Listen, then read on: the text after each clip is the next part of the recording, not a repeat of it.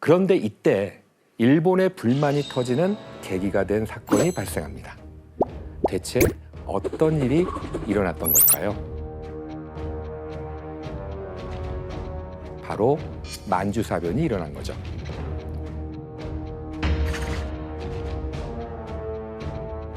Japan's honor had been violated.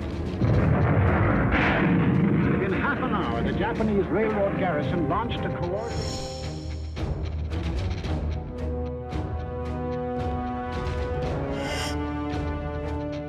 이때 그동안 일본을 예의주시하던 미국이 만주사변이 전적으로 일본의 책임이고 그리고 상당한 준비 끝에 대대적인 침공을 시작했다며 비난하기 시작을 합니다. 결국 제1차 세계대전 후 전쟁 재발을 막기 위해 세워진 국제연맹이 나서서 결론을 내렸는데요. 영상으로 확인해 보겠습니다. 결과가 영상이 있어?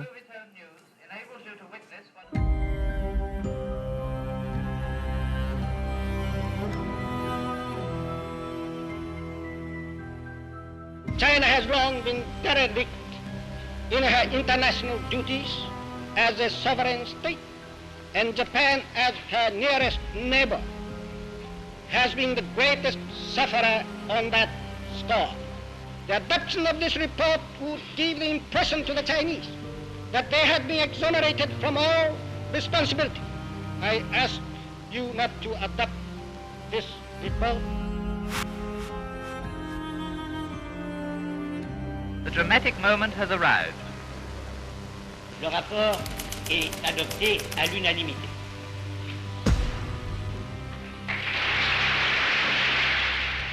Japan, however, finds it impossible to accept the report adopted by the Assembly.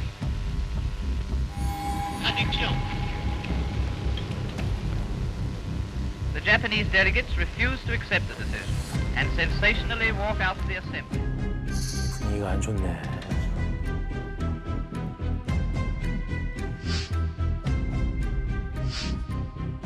회의장을 박차고 나온 이후 곧바로 국제연맹 탈퇴를 통보하게 됩니다. 불만이 터져 나온 건 일본 내부에서도 마찬가지였어요. 미국이 주도한 국제적인 제재로 군사력을 축소한 정부에 불만을 이제 품은 세력이 일본 전국을 뒤흔드는 큰 사건을 일으키게 되는데요. 어떻게 해? 어떻게 해? 그 사건은 바로 일본의 총리가 암살당하는 사건이었습니다. 1930년 11월 14일 평화 외교를 내걸며 군축 조약을 맺었던 27대 총리 하마구치 오사치라는 총리가 도쿄역에서 저격을 당해서 결국 사망에 이르게 되는데요.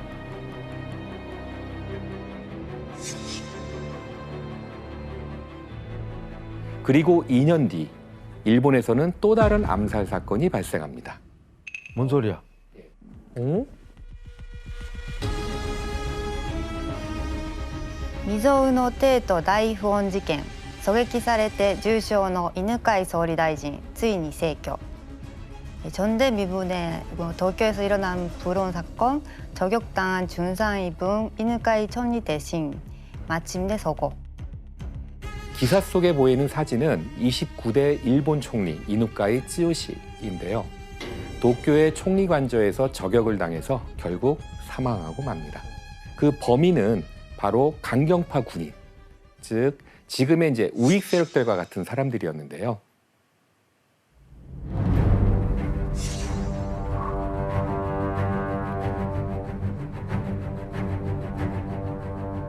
대체 이들은 왜 총리를 암살한 것일까요?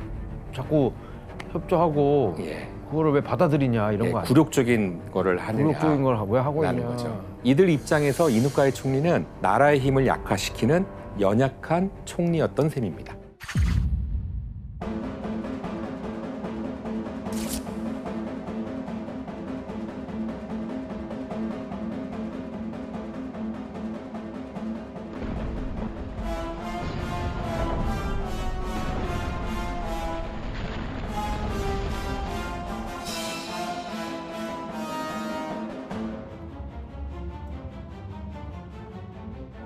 이때 전 세계를 경악하게 만든 난징 대학살이 발생한 겁니다. 아, 난징 대학살.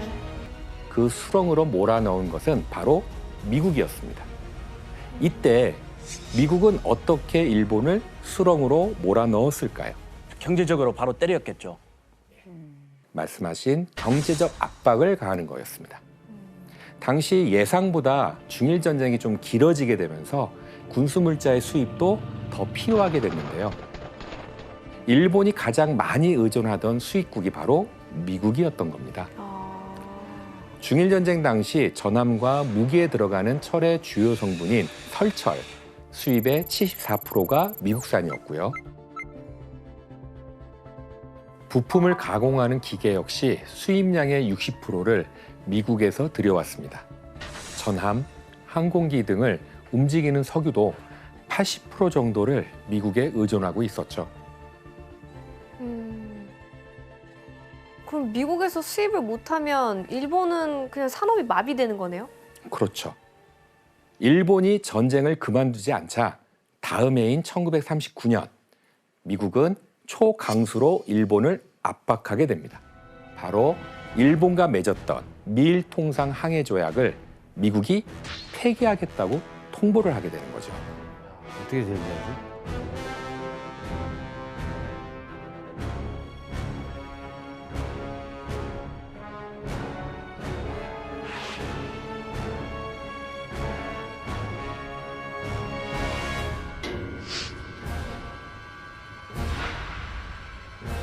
그 통상 조약을 폐기한다는 게 그게 동맹 깨겠다는 얘기랑 똑같은 거 아니에요? 그렇죠.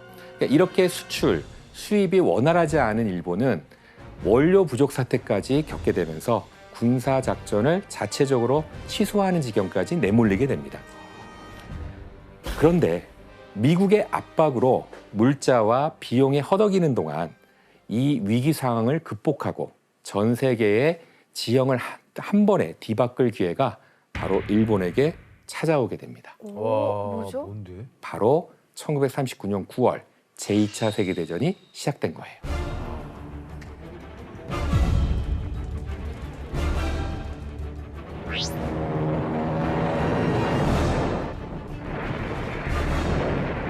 당시 제2차 세계대전에 참전한 서구 열강들의 수많은 함대가 태평양을 떠나서 나치 독일에 맞서고 있었는데요. 그 사이 태평양에 있는 서구 열강들의 식민지를 호시탐탐 노리는 나라가 있었는데 바로 일본이었죠. 이때 미국은 태평양을 노리는 일본을 막으려는 한 가지 묘수를 내는데요. 본토인 캘리포니아 기지에 있어야 할 함대를 하와이에 대거 주둔시킨 겁니다. 일본을 견제해서 태평양을 좀 장악하려는 그런 의도 아닐까요? 그렇죠. 일본에게 더 이상 침범하지 말라. 태평양에서의 영역을 확대하지 말라라고 하는 무언의 압력이었던 거죠. 그러니까 이 이상 넘어오지 마라. 그렇죠. 선을 지켜라. 결국 일본은 1940년 9월 북베트남 국경을 넘어서 당시 프랑스령이었던 인도차이나 북부를 점령하고 맙니다. 와, 이젠 동남아시아 쪽으로 눈을 돌린 거네요. 그렇죠. 자원이 풍부한 동남아로 이제 눈을 돌리는 거죠. 그런 다음 일본은 곧바로 며칠 뒤에 미국의 제재가 가해지기 전 초강수로 이제 대응을 하게 되는데요. 어떤 건지 한번 화면을 볼까요? 이 그림의 의미를 좀 아시겠어요? 아, 삼국 친선? 세 개의 나라가 친선 배치하는 거 아니에요? 역시 일본어 능력 시험 3급에 이야. 포스터를 보면 이렇게 쓰여 있습니다. 삼국친선 1, 독, 2. 일본과 독일, 이탈리아를 가리키는 말입니다. 아, 일독이. 3개국이 뭐 합의된 거예요? 그렇죠. 그러니까 미국 대신에 독일, 이탈리아와 동맹을 맺는 겁니다. 이게 바로 일본이 독일, 이탈리아와 맺은 군사조약, 삼국 동맹인데요. 일본은 유럽에서 새로운 질서를 수립하는 데 있어 독일과 이탈리아의 지도력을 인정하고 존중한다. 독일과 이탈리아는 동아시아에서 새로운 질서를 수립하는 일본의 지도력을 인정하고 존중한다. 동맹국 중 하나가 현재 유럽 전쟁이나 일본, 중국 분쟁에 관여하지 않는 국가에게 공격당할 경우 모든 정치적, 경제적, 군사적 수단으로 서로를 도울 것을 약속한다. 예. 여기에서 분쟁에 관여하지 않는 국가는 어디일까요? 미국. 그렇죠. 당시 2차 세계대전에 참전하지 않았던 나라, 바로 미국이었습니다. 그러면은 이 삼국 동맹은 미국을 견제하기 위한 거였나요? 예, 미국은 제2차 세계대전에 참전을 하지 않았지만 영국 등에게 이 군수물자를 지원하고 있었거든요. 일본이 영국 등 서구 열강들의 동남아시아 식민지를 점령해서 전쟁에 필요한 자원을 얻는다면 결국 미국과의 충돌은 피할 수 없는 거라고 생각한 거죠. 그 결과 일본은 독일, 이탈리아와 손을 잡게 된 겁니다. 와. 그래서 삼국 동맹으로 나치 독일과 이탈리아가 생긴 그 일본은 이제 마음 놓고 태평양 일대를 점령해 나가기 시작을 하는데요. 당시 프랑스와 네덜란드, 영국이 점령하고 있던 나라들이 보이죠. 일본은 1940년 9월 삼국 동맹 후 곧바로 인도차이나 북부뿐만이 아니라 그 전체를 점령해버립니다. 그리고 1941년 1월 아시아 최대의 석유 산지이자 전쟁에 필요한 고무와 쌀 등이 풍부했던 곳, 바로 네덜란드령 인도네시아의 슐라웨시 섬을 차지하게 됩니다. 그러니까 미국한테 수입이 막히니까 동남아시아에서 수탈을 하려는 그렇죠. 거네요. 그렇다면 동남아시아 침공을 감행했던 일본을 미국이 그냥 가만히 보고만 있었을까요? 아니죠. 어떻게 제재하지? 미국은 먼저 태평양을 노리는 일본을 견제하기 위해서 1941년 2월 진주만을 기지로 태평양 함대를 창설합니다.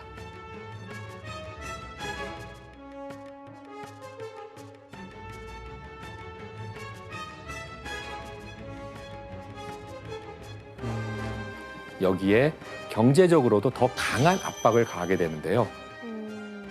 일본에게 항공기 제조에 필요한 물자의 수출을 전면 금지시키고 일본으로 들어가는 석유 수출을 완전히 중단시켜 버리게 됩니다. 그럼 끝나는데? 제일 필요한 건데 석유가. 엄청난 타격. 미국으로서는 미국에 대한 자원 의존도가 높았던 일본에게 강력한 조치를 취하는 초강수를 둔 거죠. 초강수 연료를 끊어버리면 뭐. 크리스 씨 이때 미국 반응은 어땠어요? 미국은 그래도 참전하지는 말자. 예, 왜냐하면 뭐 1차 세계대전 그때 씁쓸한 맛도 보고 그 당시 루즈벨트 대통령이 그 삼선 그 대선 나가려고 하는데 공약 하나 냈어요. 전국 미국 어머니들 당신 아들을 유럽 전쟁터 보내지 않겠다. 목숨 소중하다. 그래서 그런 평화주의 그런 분위기였어요. 전체 미국이. 그리고 일본은 미국과 교섭도 좀 진행을 했는데요. 한편으로는 미국의 루즈벨트 대통령은 모든 나라의 영토와 주권을 존중하고 내정을 불간섭하며 모든 나라가 평등하다는 원칙과 태평양의 현상, 지금 현재의 상황을 유지한다는 4가지 원칙을 일본에게 전하면서 중국과 인도차이나에서 철수할 것을 요구했어요. 과연 일본이 이 조건을 받아들였을까요? 절대 아니죠. 물론 받아들이지 않았습니다. 결국 일본이 생각한 이 모든 걸 해결할 수 있는 방법은 미국과의 전면전이었던 겁니다. 기세가 장난 아니네. 미국하고 그냥 맞짱 뜨려고. 결국 미국과의 전쟁을 준비하기 시작한 일본은 작전에 돌입합니다. 그래서 하와이에 입성한 일본 영사관들에게도 한 가지 임무를 주게 되는데요. 바로 진주만에 있는 미 해군 함정을 감시하는 일, 즉 스파이 활동이었습니다. 여기서 정식으로 문제를 한번 또 내보도록 할게요. 예.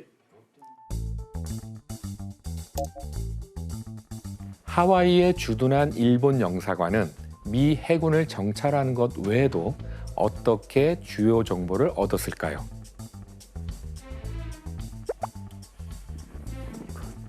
정답. 예, 크리스 씨. 멀리 있는 것들 가까이 있는 것처럼 보는 거. 망원경? 망원경.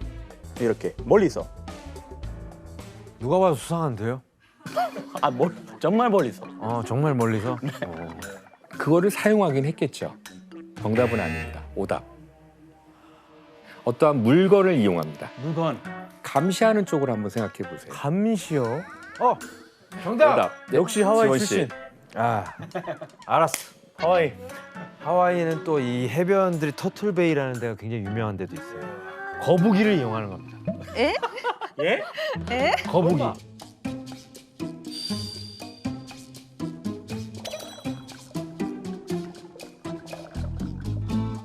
거북이 등에다가 고프로 하나씩 달아두고 촬영하는 거죠. 우리 감독님 너무 좋아하시잖아요. 비웃으시잖아요. 너무 느리지 않을까요? 아, 그래야 디테일하게 잘 찍죠. 예. 오답입니다. 좀 이렇게 결정적인 힌트를 좀 드리면 네. 매일 아침 사람들이 하는 행위도 합니다. 정답. 크리스 씨.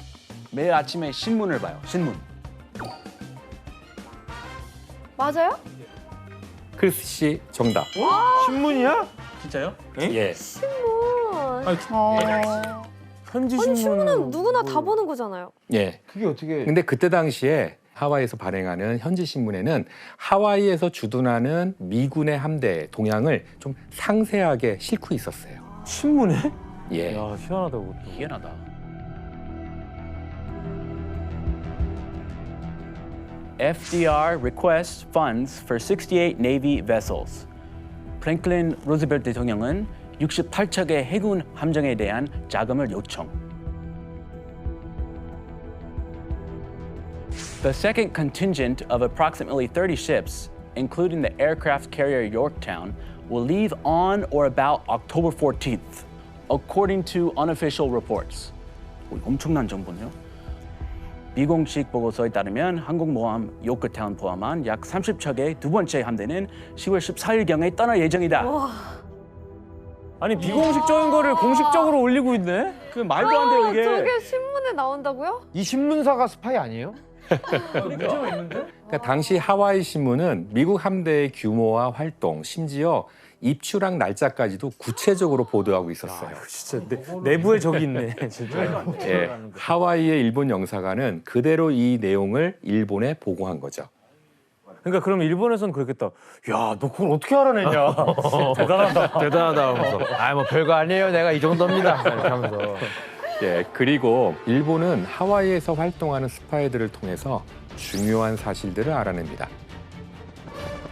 기본적인 미 해군의 방어 시설과 항공기, 함정의 종류는 물론이고요. 1941년 5월 함대 전력의 4분의 1이 대서양으로 빠져나갔다는 사실이었습니다. 가장 많은 함정이 항구 내에 정박하는 게 일요일이라는 것.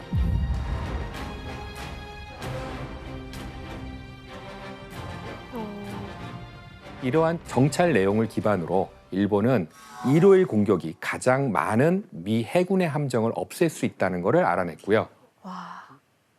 또한 먼저 일본은 진주만과 오아후 섬의 그림을 활용해서 섬의 주요 지형물을 미리 파악을 했고요. 그리고 실제 축적대로 만든 모형 군함을 제작해서 공습 시 어떻게 진입할지 이미지 트레이닝을 하기 시작합니다.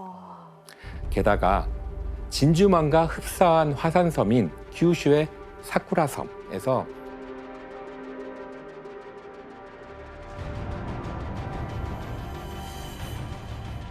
진주만 공습의 실전 훈련과 저공 비행 훈련 등을 실시하면서 공습 준비에 박차를 가하는데요. 이때 미국과의 전쟁을 주도하며 군을 지휘한 인물이 있습니다. 누군지 한번 볼까요?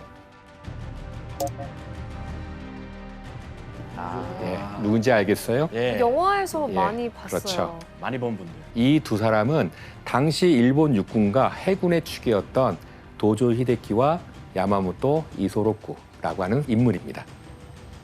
도조 히데키는 중국에서 철수하는 건 4년 동안 쌓았던 만주사변의 성과가 제로가 되어 만주국이 위험하게 되고 조선을 국방의 최전선으로 삼는 것도 불가능해진다라고 이제 말을 하면서 미국과의 전쟁을 강하게 주장했습니다.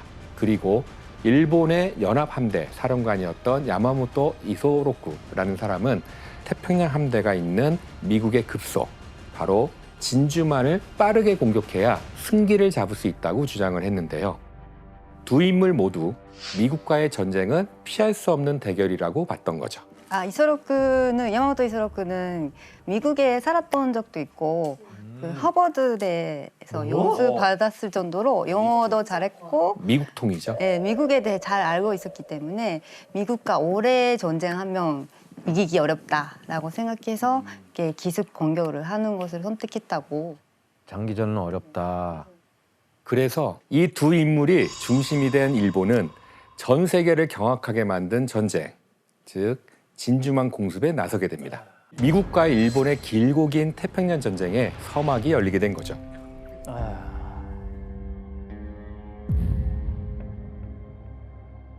일본 해군은 항공기를 실은 항공모함 6척을 앞장 세워서 이투루프 섬에서 하와이로 향하게 됩니다. 이 명령을 앞장서서 수행한 인물이 있습니다. 바로 나구모 추이치라는 항공모함 지휘관이었는데요. 이때부터 이들은 극비리의 작전을 수행하기 위해서 외부와의 일체의 통신도 하지 않고요. 바다에 쓰레기조차 버리지 않았는데요. 이렇게 미국이 눈치채지 못하게 조심조심 태평양을 건너간 결과 9일 만에 하와이를 공격할 수 있는 범위 내에 접근하게 됩니다. 근데 그 거의 열흘 동안 쓰레기도 안 버리고 조심히 갔다고는 하지만 레이더 같은 것도 있고 다 발견할 수 있을 거 아니에요. 엄밀하게 말하면은 사실 미국은 정보기관의 암호 해독을 통해서 일본이 좀 심상치 않은 움직임을 보이고 있다라고 하는 걸 좀 어느 정도는 파악하고 있었습니다. 그런데 미국은 일본군이 진주만으로 향할 거라고는 상상을 하지 못했었거든요. 너무 멀어서. 태평양에서 멀기 때문에 미국은 일본의 공격 목표가 필리핀일 거라고 생각을 했던 거예요. 필리핀. 당시 진주만에서 해군을 지휘하는 인물은 루즈벨트 대통령으로부터 당대 최고의 해군 전략가 중 한 명이라는 극찬을 받는 허즈번드 킴멜 제독이었거든요. 하지만 킴멜 제독 역시 진주만이 일본의 목표 지점이라는 생각은 추호도 하지 못한 거예요. 대신에 일본이 다른 곳을 공격할 때 바로 지원할 수 있도록 함대에 연료를 가득 채우고 언제든 항공기가 출발할 수 있도록 비행장 한가운데 모아두게 되는데요. 결국 이게 진주만 공습 때 피해가 커진 중요한 요인이 되기도 했습니다.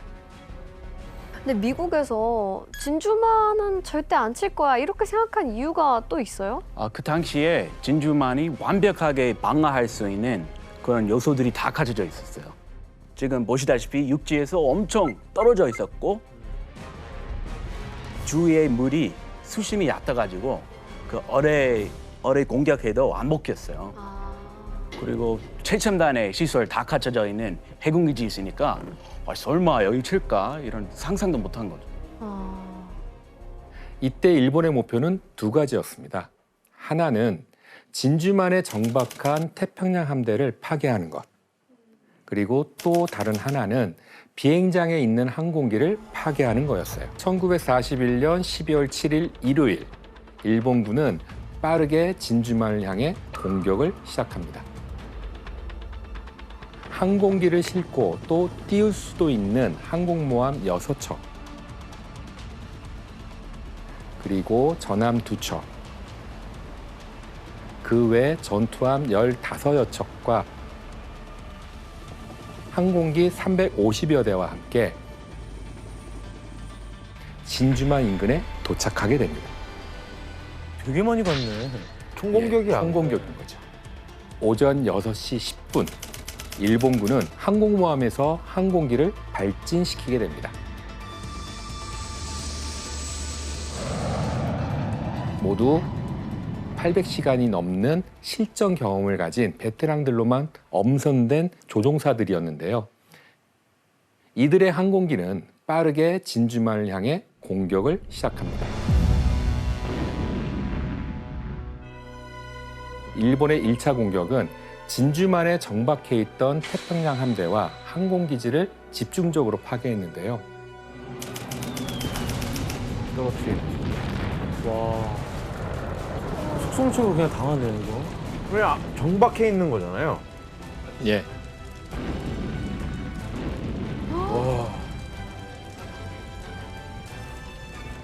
미국의 제공권이 가동되지 못하도록 한 거죠.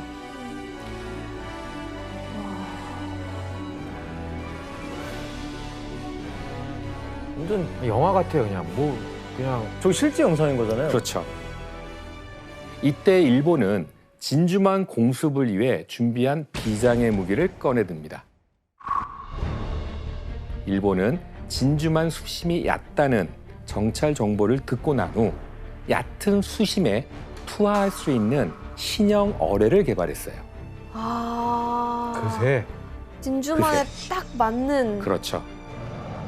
기존 어뢰보다 물속 깊이 빠지지 않아서 수심이 얕은 진주만 폭격해는 최적이었던 겁니다.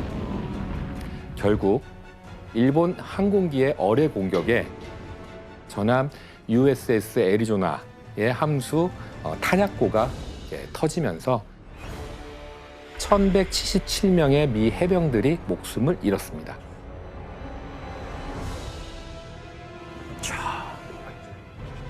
가만히 당할 수밖에 없었던. 그리고 일본의 공격은 여기서 멈추지 않았는데요. 일본은 2차 공격 때에 170여 대의 공격기를 추가로 발진시켰습니다. 와.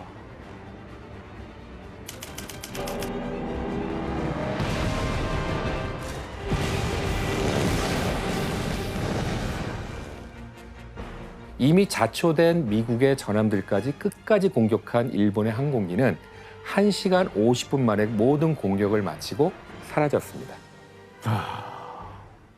세계 초강대국 미국이 저렇게 속수무책으로 당했다는 게 되게 충격적인 것 같아요.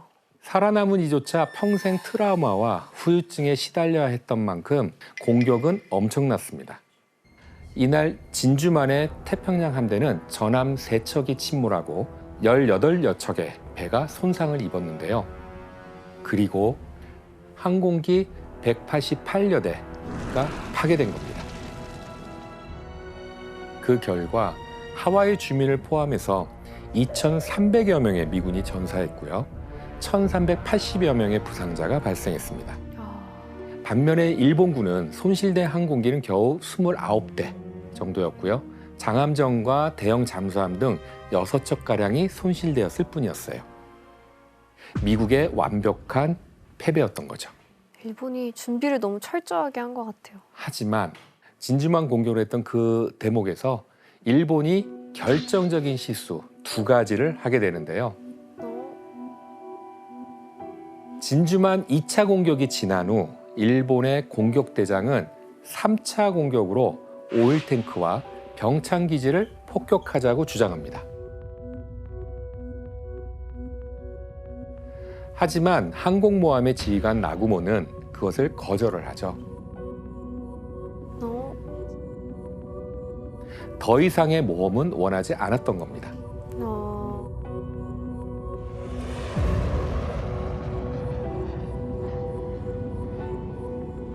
오일탱크와 병참기지가 파괴되지 않는 한 미국의 태평양 함대가 다시 살아날 수 있는 가능성이 충분하다는 것을 좀 간과한 거죠. 불씨를 남겨놓은 거네요. 그렇죠.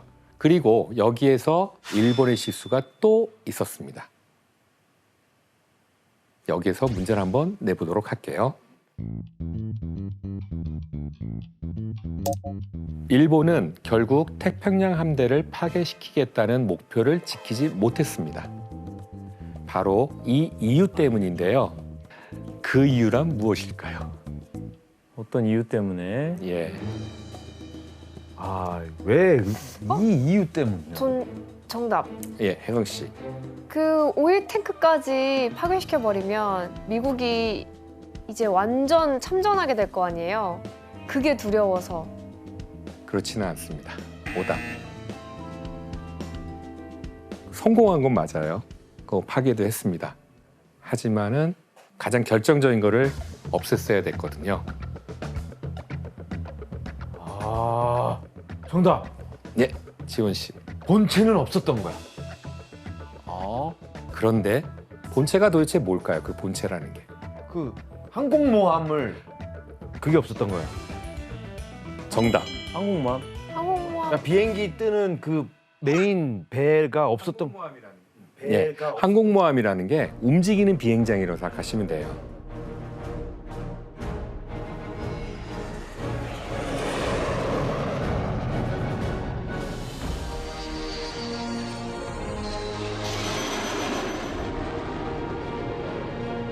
일본 사령관 야마모토 이소로쿠는 진주만 공습 전에 미군의 항공모함을 파괴해야 미국의 전력 복구를 늦출 수 있다고 봤어요. 그런데 일본은 진주만에 가서 태평양 함대의 중심축인 항공모함을 한 척도 못 없습니다. 왜요?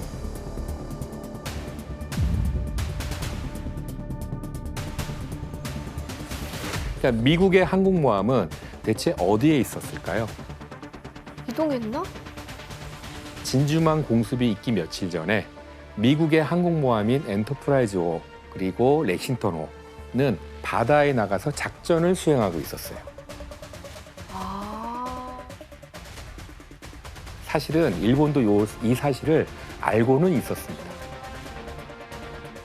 하지만 멀리 하와이까지 온 이상 기습 공격을 포기하기는 어려웠던 거예요.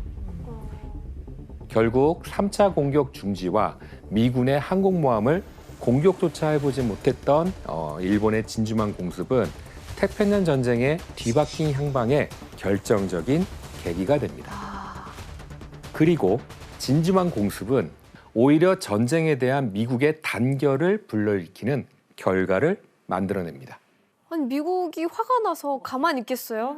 이제 진짜 전쟁이지. 우리 전쟁이다. 그렇죠. 당시 미국의 대통령이었던 루즈벨트는 참전하지 않겠다는 약속을 깨고 연설을 통해서 치욕의 날로 선언하면서 일본과의 전면전을 선포했는데요. 정말 분노했겠다.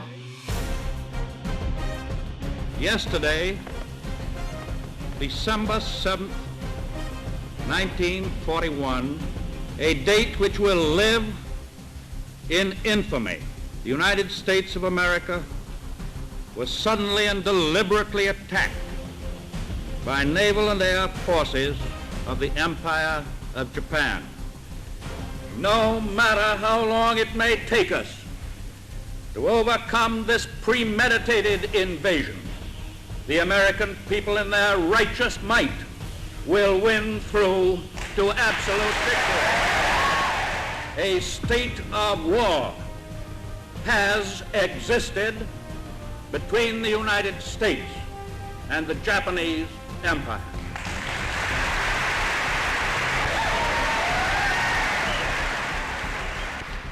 모두가 기다렸다는 듯이 환호를 하는. 결의가 보이네. 결의에 찬. 예. 미국 입장에서는 완전 사회적인 분위기가 완전 뒤집힌 거죠. 원래 세계 전쟁 1차 안 하겠다 했는데 안 하겠다. 세계 1차 대전 때문에 이제 완전 하겠다. 이제 애국심과 복수심에 불타가지고 그래서 입대하려고 줄 섰어요. 자원을 하게 되는 거죠. 나와서 싸우겠다. 네, 일본은 뭐 축제 분위기죠. 뭐 이겼다고 생각하고. 미국 이겼다. 네.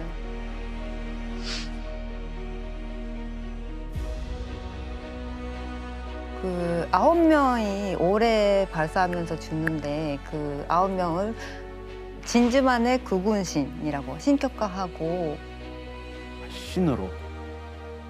진주만 공습 후 일본은 더 이상 미국의 눈치를 보지 않고 태평양의 다른 섬들을 차례차례 점령해 나가기 시작을 합니다.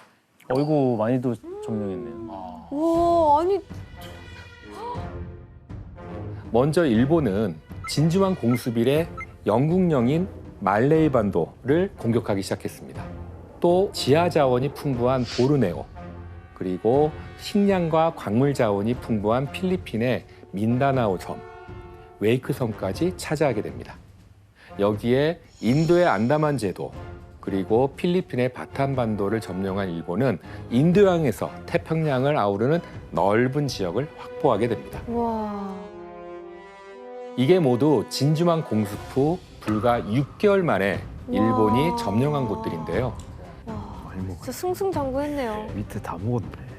그냥 동남아시아의 패자가 됐네. 그런데 미국이 이런 일본의 팽창을 가만두고 보고 있었을까요? 가만두지 못하죠. 미국은 일본의 복수전을 결심하고 대대적인 전력 수정에 이제 나서게 됩니다. 미국의 루즈벨트 대통령은 먼저 진주만의 책임을 물어서 킴멜 제독을 경질하고 새로운 사령관을 임명하게 되는데요. 태평양 함대를 지휘할 새로운 사령관은 체스터 니미츠라는 인물이었습니다. 크리스 씨 알고 있는 장군님이에요? 잘 알고 있습니다. 육군 뭐 메가더 장군님 있다면 해군은 그 니미츠 사령관님 있어요. 그래서 얼마전에 유명하면 지금은 제일 탑급의 그 항공모함 이분 그 성함 따서 USS 니미츠 캐리어 이렇게 불려요. 그렇다면 체스터 니미츠는 무너진 태평양 함대의 전력을 어떻게 복구시켰을까요? 먼저 미군은 진주만에서 파괴된 일부 함선을 빠르게 수리하기 시작합니다. 그 결과 세 척을 제외한 함선이 3개월 만에 복구되었어요. 그리고 가장 결정적인 거는 뭐였죠? 항공모함. 그렇죠. 예, 먼저 미군은 진주만 공습 때 무사히 살아남았던 항공모함 기억하시죠? 네. 그 항공모함을 이용하는 거였어요. 아. 결국 진주만 공습 후 5개월 뒤에 항공모함에서 출발한 전투기가 일본의 대대적인 복수전을 감행하는데요. 그 복수전은 바로 도쿄를 공습하는 거였습니다. 와.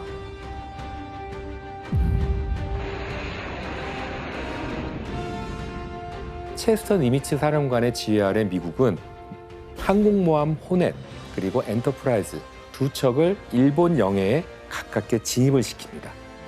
이때 미국은 진주만 공습 이후 많은 전함을 잃어봤기 때문에 항공모함을 이끌고 일본 본토 가까이 가는 모험은 이제 하지는 않았어요. 그 대신 항공모함에 싣고 다니는 짧은 항속거리의 전투기가 아닌 육군이 사용하던 항속거리가 긴 전투기를 띄우기로 한 겁니다. 그런데 이 방법은 위험한 도박을 해야 되는 문제가 있었습니다. 육군의 전투기는 활주거리가 긴 탓에 항공모함에서 띄우는 것 자체가 성공 가능성이 매우 낮았던 거예요. 이게 짧아서 활주로가. 진짜 너무 짧다. 진짜 힘든 기술이에요. 오, 뭐야?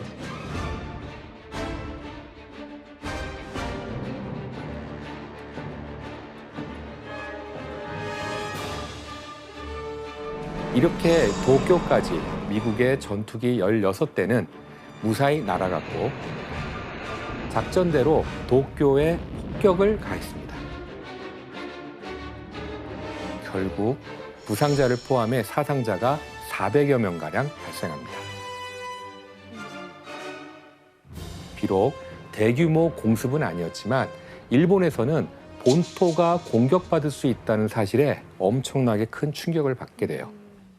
그리고 일본은 되게 오래된 역사에서 거의 본토를 공격당한 적이 거의 없어요. 그것도 수도인 도쿄를 공격당하고 민간인들이 희생되니까 엄청 놀랐다고 하더라고요.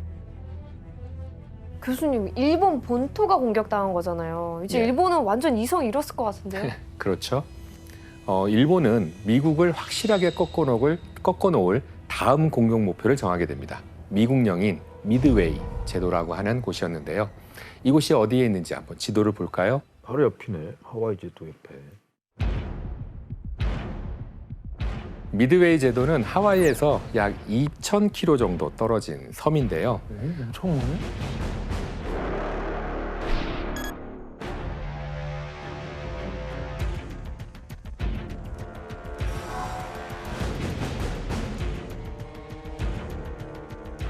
일본은 미드웨이 제도를 점령하고 진주만에서 이곳으로 미군의 항공모함을 유인해서 격파하려는 계획을 세웁니다. 다시는 미국의 항공모함이 일본 근해에 접근하지 못하도록 만드는 게 목적이었죠. 그러니까 출항 자체를 못하게 만들겠다는 거죠. 게다가 미드웨이는 위치상 태평양의 전략적 거점지이기 때문에 일본은 미드웨이를 이후 예정된 하와이 점령 작전의 교두보로 삼으려고 했습니다. 당시 일본의 기세는 하늘을 찔렀습니다. 불과 한 달 전에 미국과 맞붙은 사노해 해전에서 미국의 항공모함 요크타운 그리고 렉싱턴 두 척을 없애는 데 성공했던 거거든요.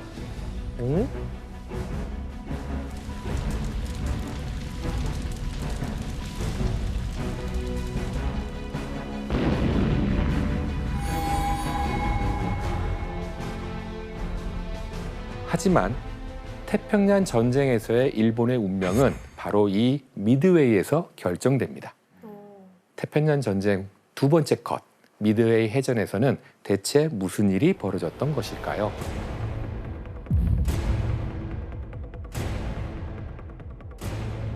당시 전투를 벌이기 전 두 나라의 전력을 한번 비교해 볼까요? 네. 예, 먼저 일본은 소류, 히류, 아까기, 카가 4척의 항공모함과 전함 2척, 그 외 점투함 12여 척, 그리고 항공기 276여 대를 싣고 미드웨이로 향하게 됩니다. 이게 맞네. 예. 그에 반해 미국은 일본의 반밖에 안 되는 항공모함 호넷 그리고 엔터프라이즈 2척을 가지고 전함 없이 전투함만 15여 척, 항공기 360여 대를 보유하고 있었죠. 여전히 일본에 비해서 항공모함에서 열세였는데요. 그래서 일본이 어느 면에서나 승리가 점쳐지고 있었습니다. 정말 중요한 전투고요. 우리나라를 지자면 명량의 대첩의급, 이 태평양전의 그 터닝 포인트, 중요한 터닝 포인트 됐어요. 우리 뭐 희망이 있다. 결국 1942년 6월 4일 새벽, 일본은 항공모함 4척에서 항공기를 발진시키면서 그 기습 공격을 시작합니다.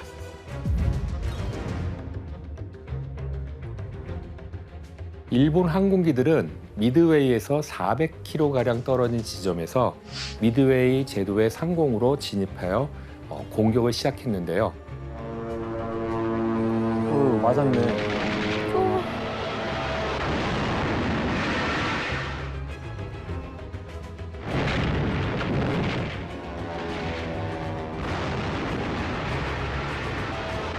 실제요? 네. 와.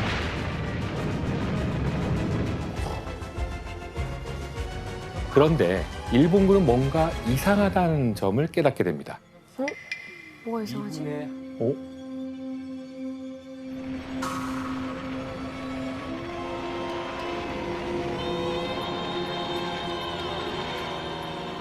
그리고 이때 미군의 항공기가 갑자기 상공에서 나타난 거죠.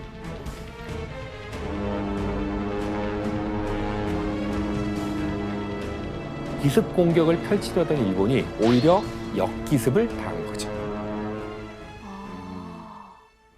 어떻게 알고 그 역기습을 한 거예요, 미군이? 예, 여기에는 결정적인 요인이 숨어 있었어요.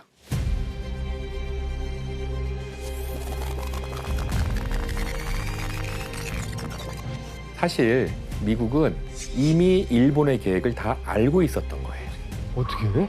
어떻게? 어머나. 미국의 암호 해독팀은 미드웨이 해전이 일어나기 전에 일본군의 무선 교신을 해독하고 있었어요. 그중 한 암호 해독가가 일본군의 교신에서 한 가지 중요한 단서를 찾는데요. 바로 AF로 지칭하는 목표물에 관한 일본의 작전이었던 거죠.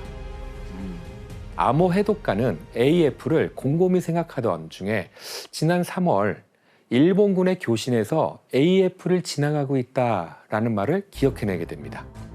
당시 일본군이 태평양에서 지나갈 수 있는 섬은 미드웨이 제도뿐이었거든요. 그는 AF가 미드웨이 제도임을 확신하고 상관에게 보고를 했는데요. 그의 말을 들은 상관이 들어줬을까요? 못 믿었어요. 예, 아니었습니다. 못 믿었죠. 이 아모 해독가의 말은 증거가 없다라는 이유로 묵살당하게 됩니다. 항상 상관들은 그런다. 항상 그래 보면. 하지만 그는 포기하지 않았습니다. 자신이 직접 제스터 니미츠 사령관에게 보고까지 감행을 하게 돼요. 니미츠 사령관은 다르죠. 그렇죠. 처음엔 그렇지 않았어요. 그분도? 제스터 니미츠 사령관 역시 군의 규율이 있으니까 군을 모두 움직이는 전쟁이니만큼 확실한 증거가 필요하다라고 생각한 거죠. 여기서 한번 문제를 내겠습니다. 아모 해독가는 AF가 미드웨이 제도라는 증거를 찾기 위해 어떤 방법을 썼을까요? 무한경. 네, 혜성 씨. 네, 뭔데요? 그러니까 미드웨이라는 단어를 직접적으로 암호에 써서 보낸 거예요. 미드웨이에 식수가 떨어졌어.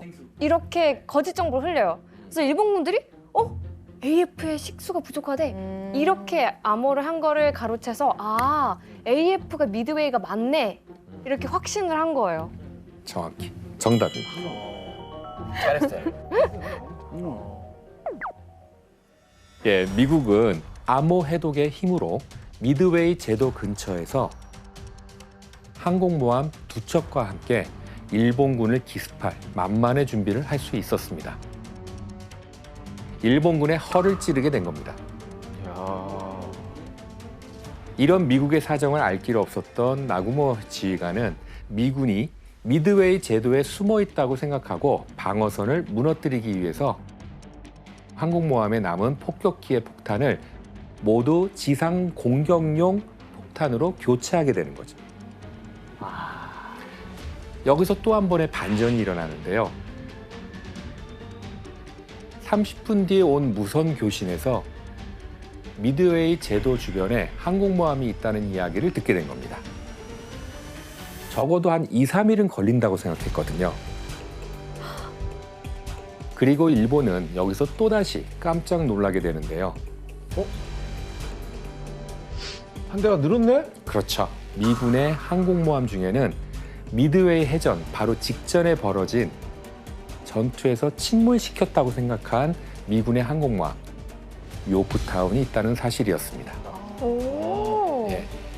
아니 그러니까 침몰 시켰다고 확신을 했다라는 거는 예. 본인들이 봤을 거 아니에요. 그렇죠. 거의 침몰 직전이었던 요크타운을 미국이 다시 살려놓은 거죠. 야, 거의 SCB급인데요? 수리가? 잘 고치네요. 예, 요크타운의 상태를 본 전문가들은 전투에 투입하려면 3개월에서 6개월은 걸린다고 진단을 했었어요. 그런데 한시가 급한 전시 상황에서 사령관 니미츠는 3개월이나 기다릴 수 없었던 거죠. 그래서 불과 3일 안에 고쳐놓으라고 명령을 내리게 됩니다. 대박이죠. 항공모함 요크타운은 응급 수리만 받은 채 태평양을 이동하면서 계속 수리를 한 결과 결국 복구에 성공을 하게 돼요. 이동하면서 수리를. 대박이다. 두 나라의 항공모함 수가 단 한 척밖에 차이가 나지 않는 상황이니만큼 결과를 예측할 수 없는 상황으로 이제 빠져들게 되는 거죠. 항공모함을 발견한 일본은 다시 목표를 수정해야 했습니다. 폭탄 바꿔야지 또. 그렇죠. 이제는 미드웨이 제도의 방어선을 뚫는 게 목표가 아니라 승리를 위해서는 미국 항공모함을 격침시켜야 되는 거죠. 지상 공격용 포탄으로 교체했던 폭격기를 다시 항공모함을 격침시킬 어뢰로 교체해야 되는 거였죠. 하지만 이 교체 시간은 적어도 1시간 30분이나 걸리는 긴 작업이었습니다. 와. 그런데 이때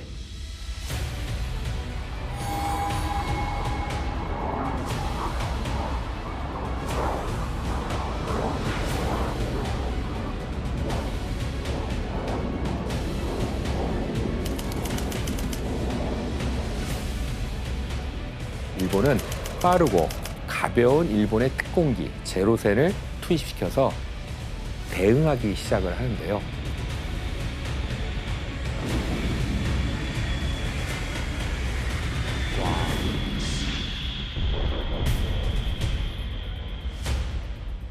그리고 미군은 또다시 위기를 맞게 되는데요. 미국 항공모함에서 발진한 항공기들이 약 280km 떨어진 일본의 항공모함을 찾지 못하고 상공에서 길을 잃어버린 거였습니다. 아이고야.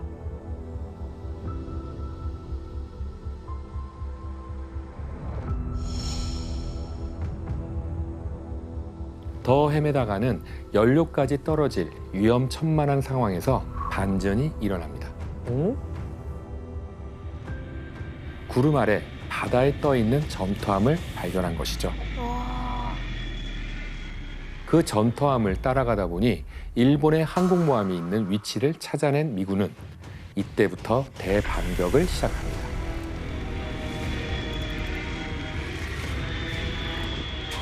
미국 항공기가 일본 항공모함 3척에 폭탄을 직격시킨 겁니다.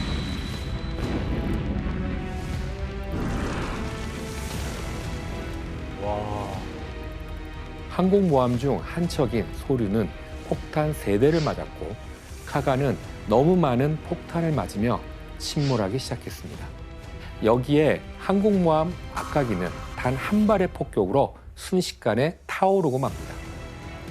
그리고 마지막까지 남은 항공모함 히류 역시 끝까지 버티다가 폭탄을 맞아 파괴돼서 바닷속으로 사라지게 됩니다. 일본의 핵심 전력이었던 항공모함 4척 모두 태평양에서 침몰하게 된 거죠. 다 침몰됐구나. 서로 막 행운들이 막 계속 찾아오고 엎치락뒤치락 하는 게 되게 뭐 미국 입장에서는 운도 좀 따라준 것 같아요. 구름 사이로 갑자기 항공모함이 발견돼서. 그렇죠. 치열했던 이날 전투로 인해서 일본은 항공모함 4척이 침몰했고 전투함 1척과 항공기 250여 대, 조종사 등 3천여 명이 전사를 하게 됩니다. 미국 역시 부활했던 요크타운이 끝내 침몰하게 되긴 하지만 전투함 1척과 항공기 150대, 307명이 전사하면서 완전히 승기를 잡게 됩니다. 이제 일본의 기세가 꺾이기 시작한 거죠. 미드웨이 해전 후 태평양 전쟁의 분위기는 완전히 뒤바뀌어 버리게 됩니다. 미국은 막대한 자본력으로 군수물자의 생산을 늘리고 1943년부터 매달마다 최신형 항공모함을 생산해내기에 이르게 되죠. 그 결과 총 90척이 넘는 전투함을 만들어내기도 했는데요. 이제 전력 면에서는 일본을 훨씬 뛰어넘게 된 겁니다. 와. 미드웨이 해전 이후 미국은 가달카날 섬에서 연합군과 대규모 공세를 펼치고 승기를 이어갔는데요. 이후 일본은 마셜 제도와 팔라우 제도, 마리아나 제도에서 패배를 거듭하며 일본의 전세는 완전히 기울고 맙니다. 여기에 2호섬 함락으로 일본군은 더더욱 일본 본토로 쫓겨갈 수밖에 없었죠. 이제 미국에게 남은 건 일본 본토를 치기 위한 작전뿐이었습니다. 일본군 역시 마지막으로 본토를 방어하는 마지노선까지 온 상황인 거죠. 두 번째 여행지는 바로 두 나라가 태평양에서 싸운 마지막 격전지 오키나와입니다. 미군은 태평양 전쟁을 완전히 끝내기 위해서 일본 본토를 공격할 계획을 세우게 되는데요. 그러기 위해서는 일본 본토가 가까운 곳에 기지가 있어야 했죠. 그곳이 바로 오키나와였습니다. 그런데 결국 태평양 전쟁을 통틀어서 가장 많은 희생을 낳게 된 곳이 바로 또 이 오키나와였는데요. 대체 이곳에서 무슨 일이 벌어진 걸까요? 먼저 당시 오키나와 전투의 전력을 한번 비교해 볼까요? 네. 아이씨. 차이가 많이 나네.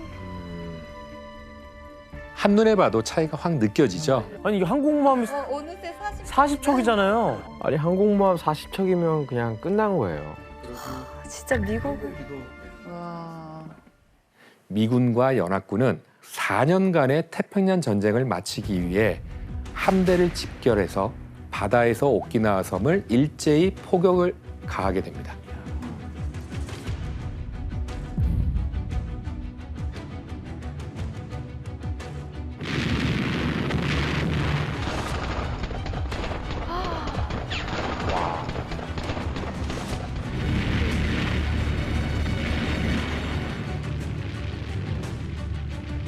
미군과 연합군은 약 3, 4일간 집중 포격을 마치고 4월 1일 오키나와 중부 해안가에 상륙하게 되는데요.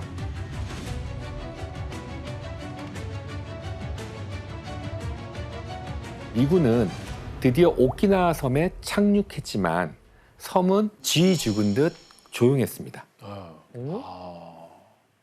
도망갔나?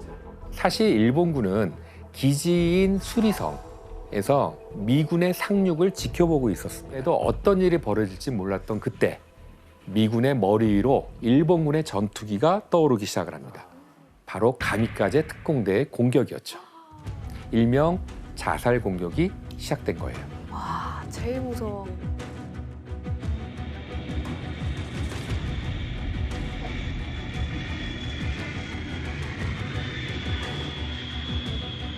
와, 자살 공격. 와.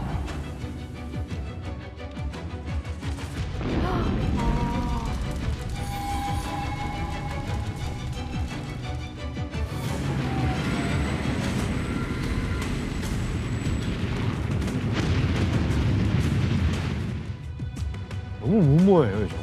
예, 아니 그렇죠. 정말 그 어떤 나라에서도 듣도 보도 못한 그런 전술 아니었나요? 예, 이러한 그 가미카제 특공대는 4월 6일 하루 동안 일본 큐슈의 비행 기지에서만 약 300여 대가 출격을 했는데요. 오키나와 바다에 띄워져 있던 미군의 전투함을 약 20척이나 격침하고 157척을 파괴하게 됩니다. 우와, 아니 많이 했네.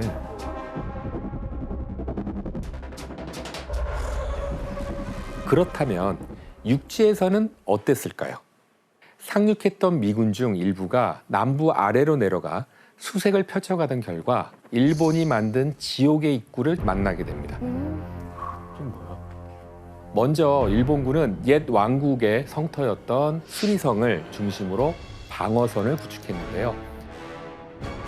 수리성 주위로 수겹의 다중 방어 진지를 구축해 놓은 일본군을 찾아내기 위해서 미군은 이 빨간 선에서 계속 전투를 벌여가면서 아래로 이제 진격하게 되죠.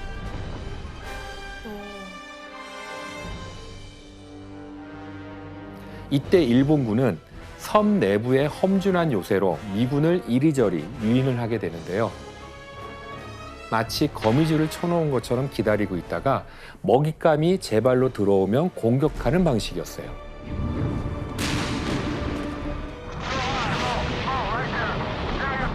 점령할 때마다 다음 방어선으로 후퇴하며 시간을 끌었습니다. 미군의 발목을 잡는 거네요. 그렇죠. 이런 미군에게 지옥 같은 또 다른 전투가 기다리고 있었는데요. 네. 아, 소년병인가요? 예. 미군이 포로로 잡은 소년병을 조사하고 있는 모습입니다. 당시 일본은 오키나와 주민 중 어린아이들을 선발해서 총알바지로 활용했었어요. 대박이다. 이런 아이들을 가리켜서 무기와 피로써 천황을 지키는 군대라는 이름으로 철혈근황대라고 이름을 붙였었죠. 와. 전투 중 이런 어린아이들을 본 미군은 당황할 수밖에 없었고요. 경악했을 것 같아요. 예, 이런 미군의 심리를 이용한 일본군들은 아이들에게 미리 수류탄 2개 정도씩을 나눠주게 되는데요. 왜 하필 2개였을까요? 하나는 적에게, 예, 하나는 본인. 맞습니다. 만약 전투 중 위험한 상황이 닥치면 하나는 적에게 던지고 하나는 스스로 목숨을 끊으라, 자결을 하라는 것이었어요. 천왕의 총과 폭탄이 돼서 미군과 함께 죽으라는 명령이었던 것이죠. 그런데 주민들이 총알바지로 사용된 건 이게 끝이 아니었습니다.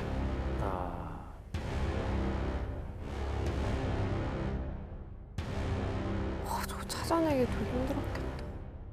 그러니까 이때 일본군은 미군의 눈을 피해서 동굴에 숨을 때 주민들 사이에 있는 경우가 많았습니다. 그러니까 미군은 일본군을 색출하기 전에 불필요한 희생을 줄이기 위해서 전단지를 뿌려서 오키나와 주민들에게 항복을 권유하고 그리고 이제 설득을 하거나 겁을 줘서 협박까지도 하게 됩니다. 하지만 오키나와 주민들은 좀처럼 항복을 하지 않고 일본군과 함께 그 자리에서 나오지 않고 사망하는 경우가 많았어요.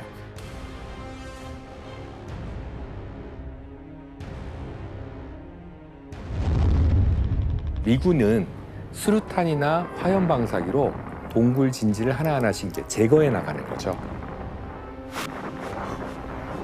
무슨 두더지답지 저렇게 불에다가 불을 일본군은 전선이 위험해질수록 주민들에게 항복하지 못하도록 이 명령을 내리는데요. 어떤 명령이었을까요? 바로 집단 자살을 하도록 명령을 내립니다. 잡히지 말고? 예. 당시 수많은 오키나와 주민들은 일본군의 강압에 의해서 집단으로 자살을 하는 선택을 해야만 했는데요. 세뇌를 당한 결과였죠. 뭐 어떤 식으로 세뇌를 했길래 사람들이 집단 자살을 해요? 일본군은 주민들에게 미군이 주민들을 학살한다는 소문을 퍼뜨리고 도조 히데키의 명령인 전진운이라는 훈령을 주민들에게도 이제 적용시켰는데요. 특히 전진운의 내용 중에는 살아서 치욕을 겪지 말고 죽어서 죄과의 오명을 남기지 마라. 항복을 곧 죽어서도 오명이라고 하는 뜻이었죠. 이런 쇠뇌를 통해 주민들은 살아서 포로가 된다는 건 죽음보다 더 큰 공포와 절망이라는 생각을 하게 된 거죠. 오키나와 안에서는 서로 죽고 죽이는 참상이 이어졌고 집단 자살을 택하지 않으면 일본군이 수류탄을 던져서 학살하기까지도 했습니다. 와. 이렇게 집단 자살을 택한 곳만 전쟁 중 30여 곳이 넘는데요. 이곳에 있던 조선인들 1만여 명 역시 일본군의 손에 목숨을 잃고 말았습니다. 아니 근데 왜 서로 죽고 죽이라고 얘기를 한 거예요? 그냥 뭐 항복하는 게 일본한테 뭐 크게 안 좋은 일인가요? 만약에 포로로 잡히면 일본군의 움직임이나 이런 것들을 발설할 가능성이 있잖아요. 그러니까 스스로 목숨을 끊게 만드는 거죠. 하지만 미국도 가만히 있을 수는 없었겠죠. 미군은 5월 11일 수리성 근방 13km까지 방어선을 좁히게 됩니다. 이후 계속해서 진군하던 미군은 수리성 근방의 슈가로프라고 불리는 고지를 향해 속사포와 박격포로 일본군에 맞서서 일주일간 치열한 전투를 치르게 되는데요. 결국 5월 18일 미군은 슈가로프 고지를 점령하면서 빠르게 수리성을 향해 진격하게 됩니다. 마침내 일본군 사령부가 있던 수리성을 미군이 점령하게 된 거죠. 와. 그리고 이렇게 80일 넘게 벌어진 무모한 소모전으로 인해 오키나와 안에서는 총 20여만 명이 목숨을 잃었습니다. 와, 20만 명? 군인보다 민간인이 더 많은 목숨을 잃은 태평양 전쟁의 최악의 전투가 바로 이곳 오키나와에서 일어났던 거죠. 트루먼 대통령은 더 많은 미군의 희생이 나오기 전에 결국 히로시마와 나가사키에 원자 폭탄을 투하해서 일본의 항복으로 태평양 전쟁을 완전히 끝내게 됩니다.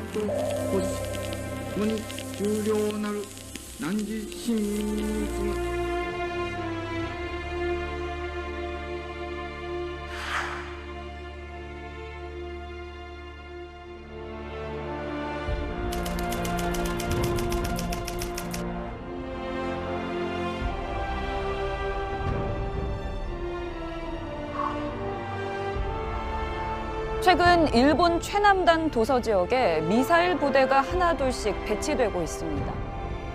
최근 일본은 다식 방어를 명분으로 오키나와를 포함한 주변 섬에 미사일 기지를 건설하는 등 또다시 군사력을 동원하는 방법으로 변화를 유도하고 있습니다. 제대로 매듭지지 않은 전쟁의 책임, 이것이 여전히 논란이 되기 시작을 하는 거죠.